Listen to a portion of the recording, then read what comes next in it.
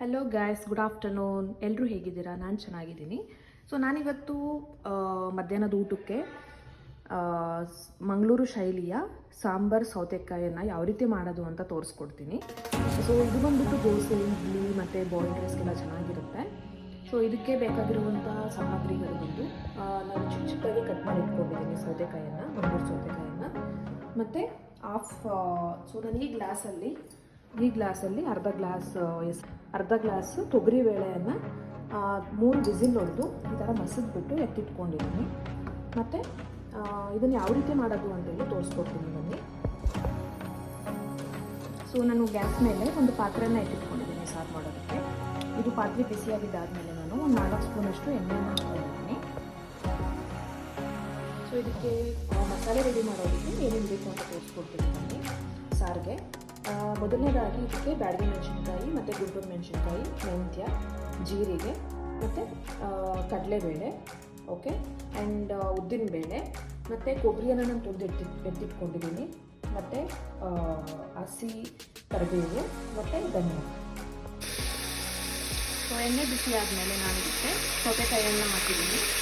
4 ಸ್ಪೂನಷ್ಟು ಎಣ್ಣೆಯನ್ನು ಹಾಕ್ಕೊಂಡು ಸೊ ಇದನ್ನು ಮಿಕ್ಸ್ ಮಾಡಿದ್ದಾದಮೇಲೆ ಒಂದು 1 ಮಿನಿಟ್ ಆ ಥರ ಆದಮೇಲೆ ಇದಕ್ಕೆ ನೀವು ನೀರನ್ನು ಹಾಕ್ಕೊಳ್ಳಿ.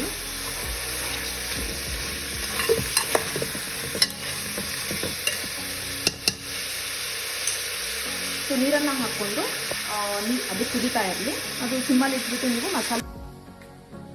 ಸೊ ನಾನೀಗ ಮಸಾಲೆ ರೆಡಿ ಮಾಡೋದಕ್ಕೆ ಒಂದು ಪ್ಯಾನಲ್ಲಿ ಎಣ್ಣೆಯನ್ನು, ಅಂದರೆ ಒಂದು ಚಿಕ್ಕ ಸೌಟಲ್ಲಿ 2 ಸ್ಪೂನಷ್ಟು ಎಣ್ಣೆನ, ಈ ಸೌಟಲ್ಲಿ 2 ಸ್ಪೂನು ಎಣ್ಣೆಯಷ್ಟು ಹಾಕಿದ್ದೀನಿ ನಾನು. ಸೊ ಇದಕ್ಕೆ ನೀವು ಎಲ್ಲ ಕಾಳುಗಳನ್ನು ಹಾಕ್ಕೊಳ್ಳಿ. ಸೊ ಇನ್ನೊಂದು ಕಡೆ ನಾನು ಗ್ಯಾಸ್ ಮೇಲೆ ಸೌತೆಕಾಯಿನ ಹಾಕಿದ್ದೀನಿ ಬಾಯ್ಲ್ ಮಾಡೋದಕ್ಕೆ. ಸೊ ಈ ಥರ ಎಲ್ಲ ಕೂಡ ಹಾಕ್ಕೊಳ್ಳಿ ಪದಾರ್ಥಗಳನ್ನು.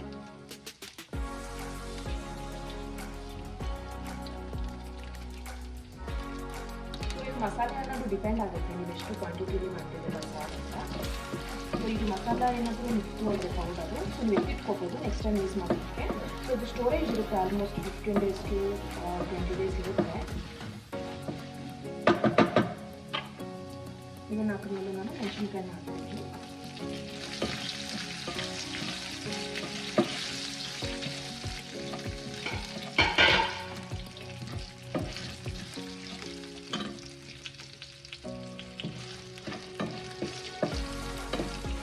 ಇದಕ್ಕೆ ಧನಿಯಾ, ಕರಿಬೇವು. ಸೊ ಕರಿಬೇವು ಅನ್ನೋದು ತುಂಬಾ ನಿಮಗೆ ಫ್ಲೇವರ್ ಚೆನ್ನಾಗಿ ಬರುತ್ತೆ. ಸೊ ಕೊಬ್ಬರಿಯನ್ನು ಲಾಸ್ಟಲ್ಲಿ ಹಾಕ್ತೀವಿ. ಗ್ಯಾಸ್ ಆಫ್ ಮಾಡಿದ್ಮೇಲೆ ಕೊಬ್ಬರಿಯನ್ನು ಹಾಕ್ತೀವಿ. ಸೊ ನಾನಿಲ್ಲಿ ಮಸಾಲೆ ಎಲ್ಲ ಕೂಡ ರುಬ್ಕೊಂಡು ಹಾಕಿದ್ದೀನಿ. ನಿಮಗೆ ನೋಡಿ ಕ್ವಾಂಟಿಟಿ ಯಾವ ಥರ ಬೇಕು. ಇದು ತುಂಬ ಗಟ್ಟಿಯಾಗೂ ಅಥವಾ ತುಂಬ ನೀರಾಗೂ ಚೆನ್ನಾಗಿಲ್ಲ, ಮೀಡಿಯಮ್ ಆಗಿರಬೇಕು. ಮತ್ತು ಇದಕ್ಕೆ ಎಣ್ಣೆಯನ್ನು ಹಾಕಿದ್ದೀನಿ. ಸೊ ನಾವು ಯಾವ ಪಾತ್ರೆಯಲ್ಲಿ ಮಸಾಲೆನ ರೆಡಿ ಮಾಡ್ಕೊಂಡಿದ್ದೀವಿ ಅದೇ ಪಾತ್ರೆಯಲ್ಲಿ 1.5 ಸ್ಪೂನಷ್ಟು ಎಣ್ಣೆಯನ್ನು ಹಾಕಿದ್ದೀನಿ. ಸೊ ಇದಕ್ಕೆ ಎಣ್ಣೆ ಮತ್ತು ಸಾಸಿವೆ, ಜೀರಿಗೆ, ಕರಿಬೇವು ಮತ್ತು 2 ಬ್ಯಾಡಗಿ ಮೆಣಸಿನ್ಕಾಯಿ ಒಗ್ಗರಣೆ ಹಾಕ್ತೀನಿ.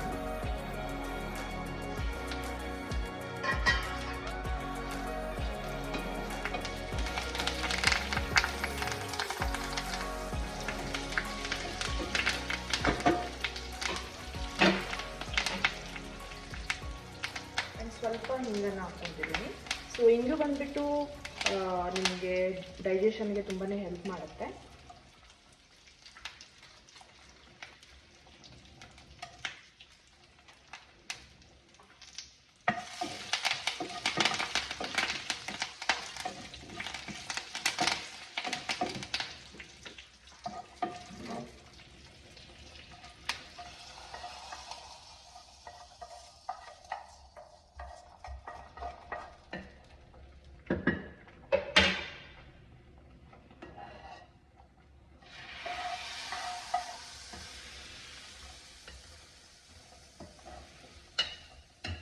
ಸೊ ನೀವು ಕೂಡ ಮನೇಲಿ ಟ್ರೈ ಮಾಡಿ ಯಾವ ಥರ ಇತ್ತು ಅಂತ ಕಮೆಂಟ್ಸ್ ಮೂಲಕ ಹೇಳಿ. ಸೊ ಗಾಯ್ಸ್, ಸಾರಂತೂ ಸೂಪರಾಗಿ ಆಗಿದೆ. ನೀವು ಕೂಡ ಮನೆಯಲ್ಲಿ ಟ್ರೈ ಮಾಡಿ. ಇದು white rice and boiled rice, idli, dosa ಎಲ್ಲದಕ್ಕೂ ಕೂಡ ಚೆನ್ನಾಗಿರುತ್ತೆ.